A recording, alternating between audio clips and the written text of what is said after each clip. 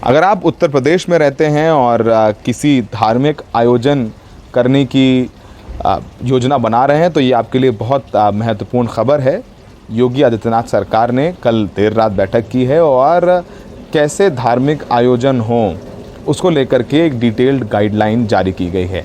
यानी अगर आप अपने घर में किसी भजन कीर्तन या फिर कुरान का या फिर रामायण श्रीमद् भगवत गीता का पाठ कराना चाहते हैं तो आप लाउड स्पीकर लगाइए, लेकिन लाउड स्पीकर की आवाज़ सिर्फ आपके घर और उस क्षेत्र के प्रांगण में रहे, यानी वो बाहर ना जाए।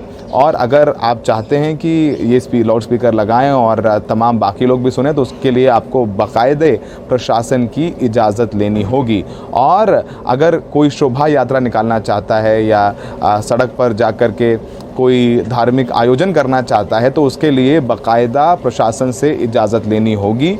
यानी आपने देखा जिस तरीके से अलीगढ़ और बनारस में ये अज़ान के वक्त हनुमान चालीसा का पाठ करा जा रहा था लाउड स्पीकर लगा करके, ऐसे लोगों पर कार्रवाई होगी क्योंकि उसकी इजाज़त प्रशासन ने नहीं दी है। और अज़ान के लिए भी जो हाई कोर्ट का आदेश है, इलाहाबाद हाई कोर्ट का, कि सुबह रात 10 बजे से लेकर के सुबह 6 बजे तक अज़ान स्पीकर पर नहीं होगी, वो फैसला लागू रहेगा। और उसके बाद भी जो अज़ान होगी वो जो तय मानक हैं ध्वनि के स्पीकर के, उसी आधार पर अज़ान दी जाएगी। और ऐसे किसी नई मस्जिद पर या मंदिर पर अभी ये नई परमिशंस नहीं दी जाएंगी।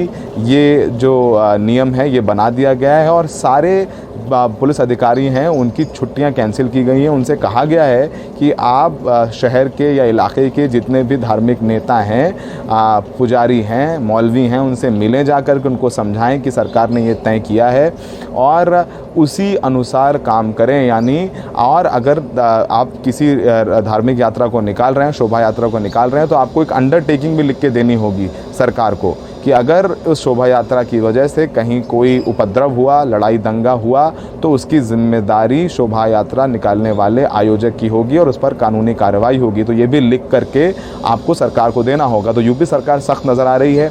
उन्होंने सबक लिया है दिल्ली की घटना से, कैसे जहांगीरपुरी में इजाज़त नहीं ली गई थी उस शोभा यात्रा के, उसके बाद सामाजिक सौहार्द बिगड़ा और उसमें 9 लोग घायल हुए हैं और घायलों में ज़्यादातर पुलिस वाले हैं। उनको ही आकर के माहौल ख़राब होने से रोकना पड़ा, शायद हिंसा ज़्यादा भड़क जाती, यही वजह है। उसके अलावा हमने देखा कि चाहे वो अलीगढ़ हो, बनारस हो, कई जगह से मांग उठने लगी कि अज़ान बंद कराई जाए और जब अज़ान होगी उसी वक्त लाउड स्पीकर से हनुमान चालीसा बजाई जाएगी। तो सरकार को लगा कि इससे माहौल ख़राब हो सकता है, प्रदेश की इमेज ख़राब हो सकती है, क्योंकि हमने देखा है कि योगी की पहली सरकार पर तमाम आरोप लगे, ये कहा गया कि पक्षपाती रवैया अपनाया गया है और कोर्ट से भी कुछ मामलों में फटकार लगी है। लेकिन कोशिश रही है कि जो दूसरी योगी सरकार है वो समावेशी रहे।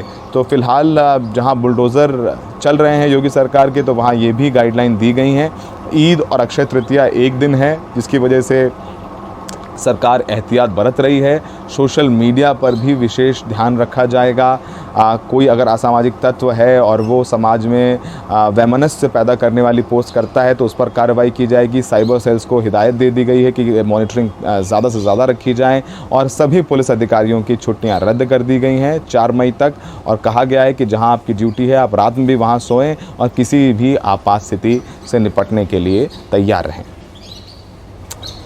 दिल्ली से सौरभ शुक्ला, NDTV इंडिया।